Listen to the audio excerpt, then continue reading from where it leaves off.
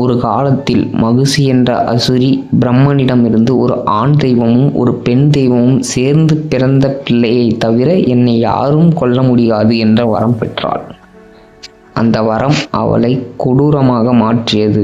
3 உலகங்களும் அவள் அடக்கி அட்டுழியத்தில் நடுங்கின. தேவர்கள் சிவனையும் விஷ்ணுவையும் சரணடைந்தார்கள். அப்போது விஷ்ணு மோகினி ரூபம் எடுத்தார். சிவன் விஷ்ணு சங்கமத்தில் ஹரிஹரபுத்திரன் இந்த உலகிற்கு அவதரித்தான். அந்த குழந்தை புலிப்பால் ஏந்தி வந்தவன். அவனே மணிகண்டன்.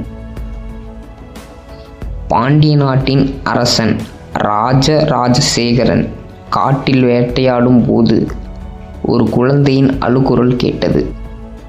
அந்த குழந்தையை அவன் தன் மகனாக வளர்த்தான்.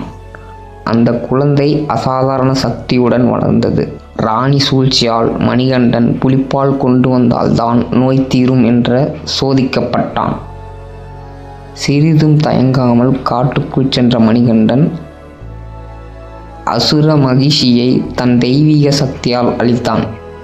புலிகளை அடக்கி புலிப்பால் ஏந்தி வந்த அந்த காட்சி இன்றும் புராணத்தில். அரசன் உணர்ந்தான், இவன் என் மகன் அல்ல, ஒரு தெய்வம். மணிகண்டன் சொன்னான், என்னை இங்கேயே வனத்தில் விடுங்கள். என்னை நினைத்து வரும் அனைவருக்கும் நான் அருள் புரிவேன்.